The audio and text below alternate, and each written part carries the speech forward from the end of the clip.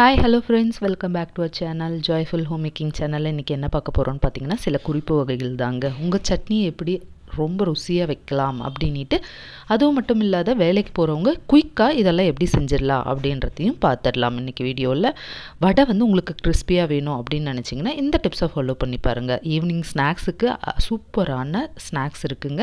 அது மட்டும் இல்லைங்க, இன்னும் நிறைய குறிப்புகள் இருக்கு. குறிப்புகள் 1000 அதில் சில உங்களுடன் இன்னைக்கு பார்க்க போற இந்த டிப்ஸ் வகைகளை பார்த்துடலாம் வாங்க. ஃபர்ஸ்ட் குறிப்பு என்னன்னு பார்த்தீங்கன்னா, நம்ம வந்து காய் துருவும் போது ஒன்றுத்துக்கு ஒரு மாதிரி பண்ணுவோம். அதாவது வெங்காயம் பார்த்தீங்கன்னா பொடியாக நறுக்கிறது வடைக்கு, நீளமாக கட் பண்ணால் வந்து அது உப்புமாக்கு, இந்த மாதிரி சொல்லுவாங்க இல்லைங்களா. அதுக்காக தாங்க இந்த குறிப்பு. வெஜிடபிள் ரைஸ் கூட பார்த்தீங்கன்னா நீல வாக்கில் இருந்தால் தான் அது வந்து நல்லா சூப்பராக இருக்கும். அப்புறம் கிறிஸ்பியாக்கிறதுக்கு வறுத்து கூட போடுவாங்க. குயிக்காக நீங்கள் வேலைக்கு டைம் ஆகிடுச்சு, இல்லை நம்ம சீக்கிரம் செய்யணும், இது வந்து ஈக்குவலாக வரணும் அப்படின்னு நினச்சிங்கன்னா இந்த மாதிரி திருவல் இருக்கும் இல்லைங்களா, பஜ்ஜி துருவல் இருக்கும் இல்லைங்களா, அதில் வந்து இந்த மாதிரி நீளமாக கட் பண்ணி நீங்கள் உப்புமாக்கோ இல்லை வெஜிடபிள் ரைஸ்க்கோ நீங்கள் குயிக்காக செஞ்சிடலாங்க. இதில் வந்து நீங்கள் 1 கிலோ இல்லைங்க 5 கிலோ கூட ஈஸியாக துருவி இந்த மாதிரி வெங்காயத்தை நறுக்கிடலாம். ஸோ இதையும் ட்ரை பண்ணி பாருங்கள் தேவைப்படும் போது. அடுத்த குறிப்பு போயிடலாம். ஒரு கடாயில் 1 ஸ்பூன் அளவுக்கு பைத்தம்பருப்பு எடுத்துக்கிறேங்க. வேலைக்கு போகிறவங்களுக்கு முக்கியமான இந்த குறிப்பு பயனுள்ளதாக இருக்கும். அது மட்டும் இல்லைங்க, காலையில் ஸ்கூலுக்கு அர்ஜென்ட்டாக போகிற பசங்களுக்கு கூட நீங்கள் சட்டுன்னு இந்த சட்னியை செஞ்சு கொடுத்துடலாம். இப்போ ஒரு 2 சின்ன கப் அளவுக்கு கடலக்கொட்டை ஆட் பண்ணிக்கிறேன், வேர்க்கடலை. இதை நல்லா ஃப்ரை பண்ணிக்கலாங்க. இந்த பைத்தம்பருப்பு எதுக்குன்னா வாசனைக்காக தான் ஆட் பண்ணுறேன். உங்களுக்கு தேவையில்லைன்னா ஸ்கிப் பண்ணிக்கோங்க. இது ரெண்டுமே நல்லா ஃப்ரை பண்ணிக்கலாம். இது கூட பார்த்திங்கன்னா 4 பல் அளவுக்கு பூண்டு ஆட் பண்ணிக்கலாம். இதையும் நல்லா இதில் வறுத்து எடுத்துடலாம். வறுக்கும் போது பார்த்திங்கன்னா அந்த பச்சை வாசம் போயிடும், கெடவும் கெடாது. வாசம் உங்களுக்கு சூப்பராக அந்த ஃப்ளேவர் கிடைக்கும். இப்போ அடுத்ததாக பார்த்திங்கன்னா வரமிளகாய் ஆட் பண்ணிக்கலாம். உங்களுக்கு காரத்துக்கு ஏற்ப ஆட் பண்ணிக்கோங்க. இதில் ரெட் சில்லி கூட நீங்கள் ஆட் பண்ணிக்கலாம். சும்மா கொஞ்சோண்டு புளி ஆட் பண்ணுறேன், உங்களுக்கு பார்த்தாலே தெரியும். சின்னதாக கொஞ்சம் புளி ஆட் பண்ணிக்கலாம். அதுக்கப்புறம் பார்த்திங்கன்னா இதெல்லாம் நல்லா ஃப்ரை பண்ணிவிட்டு இதை மிக்ஸி ஜாரில் ஆட் பண்ணி அரைச்சிக்கலாங்க. பொடியை நல்லா அரைச்சி எடுத்துக்கோங்க. இது எதுக்குன்னு பார்த்தீங்கன்னா, இந்த மாதிரி செஞ்சு வச்சுட்டிங்கன்னா நீங்கள் வந்து ஸ்டோர் பண்ணி பாக்ஸில் வச்சுட்டிங்கன்னா காலையில் குயிக் வாட்டரை கொஞ்சம் மிக்ஸ் பண்ணி சட்னி குயிக்காக ரெடி பண்ணிடலாங்க. எங்கேயாவது ட்ராவல் பண்ணும்போது கூட நீங்கள் இந்த மாதிரி எடுத்துகிட்டு போகலாம். ஸோ இதை நம்ம இப்போ அரைச்சாச்சு. இது கூட வந்து சால்ட் ஆட் பண்ணி நம்ம ஸ்டோர் பண்ணி வச்சிடலாம். இது பார்த்திங்கன்னா 1 வாரத்துக்கு மேலே வச்சிட்ருக்காதீங்க, கொஞ்சம் நல்லா இருக்காது. அதனால் நீங்கள் 1 வாரத்துக்கு ஸ்டோர் பண்ணுற மாதிரி ஏதாவது பண்ணணும் அப்படின்னு நினச்சிங்கன்னா சட்னி இந்த மாதிரி ரெசிபியை ட்ரை பண்ணி வச்சுக்கோங்க. வேலைக்கு போகிறவங்களுக்கு குறிப்பாக இது ரொம்பவே யூஸ்ஃபுல்லாக இருக்கும். ட்ராவல் பண்ணும்போது கூட உங்களுக்கு யூஸ்ஃபுல்லாக இருக்கும். பட் கடலக்கொட்டை சட்னியெல்லாம் ட்ராவல் அப்போ நீங்கள் அவாய்ட் பண்ணுறதும் நல்லது தாங்க. ஏன்னா வந்து அது கொஞ்சம் ஜீரணம் ஆகாது. இந்த மாதிரி கடலையில் கூட நீங்கள் ட்ரை பண்ணி பாருங்கள். இப்போ நான் சுடு தண்ணி ஊற்றிட்டு சால்ட் ஆட் பண்ணி வச்சுட்டேன். உடனே உங்களுக்கு ட்ரை பண்ணி காமிச்சிட்டேன். அதுதான். இப்போ அடுத்ததாக பார்த்தீங்கன்னா இன்னொரு குறிப்பு என்னென்னா, இந்த மாதிரி இட்லி பாத்திரம் எல்லாமே கீழே பார்த்தீங்கன்னா கரை பிடிக்க ஆரம்பிச்சிடும். நம்ம இட்லி வைக்க பார்த்திங்கன்னா உப்பு பூத்த மாதிரி ஆக ஆரம்பிச்சிடும்.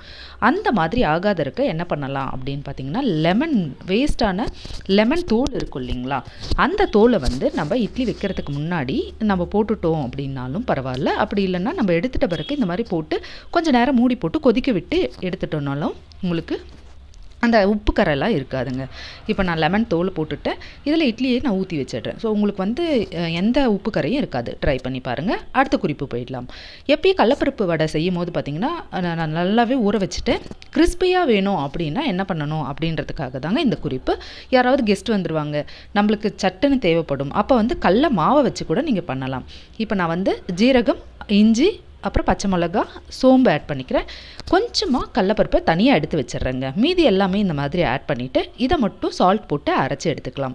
அரைச்சி எடுத்துகிட்ட பிறகு நம்ம தனியாக எடுத்து வச்சோம் இல்லைங்களா கடலப்பருப்பு, அதை வந்து ஆட் பண்ணோன்னா கிறிஸ்பியாக கிடைக்கும். கண்டிப்பாக இந்த டிப்ஸை ட்ரை பண்ணி பாருங்கள். வாங்க அடுத்த குறிப்புக்கு போயிடலாம். தண்டு கீரை வாங்கியிருந்தேங்க. தண்டு கீரை வாங்கிட்டு நம்ம கீரையெல்லாம் பொரியலோ இல்லை ஏதோ கடைவோம் இல்லைங்களா, அந்த மாதிரி கடைஞ்சிட்ட பிறகு தண்டை வேஸ்ட் பண்ணாதீங்க. இந்த தண்டை வந்து தனியாக எடுத்து வச்சு கூட்டு மாதிரி செய்யலாம். இதில் என்னென்னலாம் ஆட் பண்ணணும் அப்படின்னு பார்த்தீங்கன்னா, கடலப்பருப்பும் அப்புறம் பார்த்தீங்கன்னா பைத்தம்பருப்பும் ஆட் பண்ணியிருக்கேன். ஒரு 2 ஸ்பூன் ஆட் பண்ணிவிட்டு இந்த தண்டை வந்து போட்டுட்டு கூடவே வெங்காயம், தக்காளி 1, அப்புறம் பார்த்தீங்கன்னா பூண்டு, இதெல்லாம் போட்டுக்கலாம். வேணும்னா நீங்கள் பச்சை மிளகா போட்டுக்கோங்க, இல்லை மிளகாத்தூள் போட்டுக்கோங்க. கொஞ்சமாக மஞ்சள், பெருங்காயத்தூள் போட்டு விசில் விட்டு இறக்கிடலாம். 2 விசில் விடுங்க. நீங்கள் நல்லா குழைய வேணும் அப்படின்னீங்கன்னா 3 விசில் விட்டு இறக்குங்க. செமையாக இருக்குங்க. சூப்பரான ரெசிபி. தாளித்து இதை இறக்கிடலாம். தாளிக்கும் போது பார்த்தீங்கன்னா வரமிளகா 1 போட்டு தாளிங்க. சூப்பராக இருக்குங்க. இப்போ வந்து கூடவே நான் வந்து தேங்காய் ஆட் பண்ணிக்கிறேன். பண்ணிக்கிறேன். நீங்கள் டயட் ஃபாலோ பண்ணுறவங்க தேங்காய் ஆட் பண்ண தேவையில்ல, பட் சூப்பராக இருக்கும். கண்டிப்பாக ட்ரை பண்ணி பாருங்கள். அவ்வளோ அருமையான ரெசிபி. இந்த மாதிரி வேஸ்ட் பண்ணுறத இந்த மாதிரி செஞ்சு பாருங்கள். அடுத்ததாக பார்த்தீங்கன்னா 3 பொட்டேட்டோவை எடுத்துருக்கேங்க. இதை வந்து தோல் நீக்கி நல்லா வாஷ் பண்ணி குக்கரில் ஆட் பண்ணிக்கலாம். இதை வந்து வேக வச்சு எடுக்க போகிறோம். கூடவே கொஞ்சமாக சால்ட் ஆட் பண்ணிக்கோங்க. இதை வேக வைக்கிறதுக்கு என்ன பண்ண போகிறோம் அப்படின்னு நினச்சிங்கன்னா, இது வந்து பொட்டேட்டோ ரோல் தாங்க பண்ண போகிறோம். சூப்பராக இருக்கும். ஈவினிங் ஸ்நாக்ஸ்க்கு அல்டிமேட்டாக இருக்கும். இப்போ கொஞ்சமாக வந்து கார்ன்ஃப்ளவர் மாவு எடுத்திருக்கேன். கூடவே ரெட் சில்லி பவுடர் ஆட் பண்ணிக்கிறேன். அப்புறம் சால்ட் ஆட் பண்ணிக்கலாம். என்னோடய குட்டீஸ்க்கு வந்து இது ரொம்ப பிடிச்சிருந்ததுங்க. நான் கொஞ்சமாக சாம்பிளுக்கு தான் செஞ்சேன். பட் வந்து என்னோடய குட்டீஸே தான் செஞ்சாங்க. அக்கா பையன் வந்திருந்தான், அவன் எல்லாரும் சேர்ந்து இதெல்லாம் செஞ்சாங்க. சாட் மசாலா கொஞ்சம் ஆட் பண்ணிக்கலாம், அதாவது கரம் மசாலா. கொஞ்சமாக ஆயிடுச்சு இது செய்யும் போது, ஆனால் சூப்பராக வந்திருந்தது. ஈவினிங்கோ இல்லை கெஸ்ட் யாராவது வந்தால் இந்த மாதிரி ஸ்நாக்ஸ் செஞ்சு பாருங்கள். இப்போ அதை தண்ணி ஊற்றி நல்லா மிக்ஸ் பண்ணிக்கலாம். இப்போ வெந்த பொட்டேட்டோவை எடுத்து நான் ஒரு பவுலில் வச்சு அதை நல்லா ஸ்மாஷ் பண்ணிக்கிறேன். இது எல்லாமே பண்ணிவிட்டு நம்ம தனியாக எடுத்து ரோல் பண்ண போகிறோம். இப்போ என்னென்ன வச்சு ரோல் பண்ண போகிறோம் அப்படின்னு பார்த்தீங்கன்னா, சீஸ் பொட்டேட்டோ ரோல் தாங்க பண்ண போகிறோம். நீங்கள் வந்து எப்படி வேணாலும் ரோல் பண்ணிக்கலாம். நீல வாக்குலேயோ இல்லை ரவுண்டாவோ எப்படி வேணுமோ அப்படி பண்ணிக்கோங்க. இப்போ கொஞ்சமாக இந்த பொட்டேட்டோலேயும் காரத்துக்கு மிளகாய் ஆட் பண்ணிக்கிறேன், மிளகாத்தூள். அடுத்ததாக பார்த்திங்கன்னா மிளகாய் ஆட் பண்ணிக்கிறேன். இதையும் நல்லா மசிச்சுக்கலாம். அடுத்தது சால்ட் ஆட் பண்ணிக்கலாம். இது எல்லாமே நல்லா மசிச்சுட்டு இந்த மாதிரி எடுத்துக்கலாங்க. இதில் என்ன ஜீரகத்தூளும் கொஞ்சம் ஆட் பண்ணிக்கோங்க. இப்போ சீஸை வந்து குட்டி குட்டியாக கட் பண்ணி இந்த மாதிரி ஒரு 3 பீஸாக கட் பண்ணி உள்ளே வச்சு நம்ம இதை ரோல் பண்ணிக்கலாம். பாருங்களேன், இந்த மாதிரி நான் பாலாக ரோல் பண்ணிக்கிறேன். உங்களுக்கு தேவையான ஷேப்பில் பண்ணிக்கோங்க. ஹார்ட்டின் ஷேப்லேயோ இல்லை ரவுண்டாக நீளமாக அந்த மாதிரி.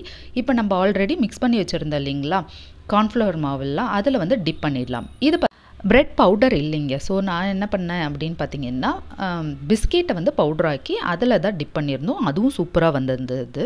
நீங்கள் பிரெட் கிடச்சா கூட அந்த கார்னரை வந்து நீங்கள் வந்து மிக்சியில் போட்டு பல்ஸ் மோடில் போட்டு எடுத்து பண்ணிங்கனாலும் சூப்பராக வரும். மறுபடியும் இன்னொன்று வச்சு காமிக்கிறேன். இந்த மாதிரி சீஸை வச்சு ரோல் பண்ணிக்கலாம். இது ஃபுல்லாகவே என்னோடய அக்கா பையனே செஞ்சுட்டாங்க. அவ்வளோ சூப்பராக இருந்தது.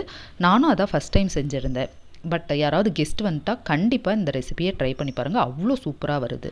இது எல்லாம் வந்து ஃபஸ்ட்டு ரெடி பண்ணி எடுத்து வச்சுக்கலாங்க. எடுத்து வச்சுட்டா எண்ணெய் காஞ்சதும் பொரித்து எடுத்துக்கலாம். இப்போ பாருங்கள் ரெடி ஆகியாச்சு. எண்ணெய் காய வச்சுட்டேன். இதில் இப்போ பொரித்து எடுத்துடலாம். சிம்லேயே வைங்க, டக்குன்னிட்டு கருகிடும். ஏன்னா மேலே வந்து அந்த பிரெட் துளிகள்லாம் இருக்குது இல்லைங்களா, அதனால் சிம்மில் வச்சாலே வெந்துடும். ஆல்ரெடி பொட்டேட்டோ வெந்தது தான், அதனால் உங்களுக்கு சீக்கிரமாகவே ரெடி ஆகிடும். அப்புறம் நீங்கள் ஓப்பன் பண்ணும்போது பார்த்திங்கன்னா அப்படியே சீஸ் எல்லாம் அப்படியே ஒழுக கிடைக்குங்க. குழந்தைங்களுக்கு ரொம்ப விரும்புவாங்க. என்னோடய பாப்பா இதை ரொம்ப விரும்பி சாப்பிட்டா. பாருங்களேன், சீக்கிரமாகவே வெந்துடுச்சு. இதையெல்லாம் திருப்பி விட்டுடலாம். நான் எப்பயுமே பொரிக்கும் போது பார்த்திங்கன்னா தேவைப்படுற அளவுக்கு தான் எண்ணெய் வைப்பேன். ஏன்னா நிறைய காஞ்ச எண்ணெயை வந்து ரிப்பீட்டடாக நம்ம யூஸ் பண்ணக்கூடாதுன்றதுனால இந்த மாதிரி ஒரு டைம் செஞ்சதை அடுத்த டைம் வந்து பொடிக்கு ஆட் பண்ணிப்பேன். பாருங்கள் எவ்வளோ சூப்பராக இருக்குது சீஸ் பால். ட்ரை பண்ணுங்கள். இன்றைக்கி பார்த்தா இந்த டிப்ஸ் எல்லாமே உங்களுக்கு யூஸ்ஃபுல்லாக இருக்குன்னு தான் நம்புகிறேன். பிடிச்சிருந்தா ஒரு லைக் பண்ணுங்கள். அது மட்டும் இல்லாத நம்மளோட சேனலில் ஆல்ரெடி இந்த மாதிரி kitchen tips, cleaning tips, best out of waste, craft அப்படின்ட்டு நிறைய வகையான குறிப்புகள் போட்டிருக்கேங்க. அதையும் ஒரு பிளேலிஸ்ட்டாகவும் தந்திருக்கேன். உங்களுக்கு டைம் கிடைக்கும் போது கண்டிப்பாக போய் விசிட் பண்ணுங்கள். இதோட நெக்ஸ்ட் இன்ட்ரெஸ்டிங்கான டிப்ஸ் வகைகளில் பார்க்கலாம். தேங்க்யூ ஃபார் வாட்சிங் ஃப்ரெண்ட்ஸ்.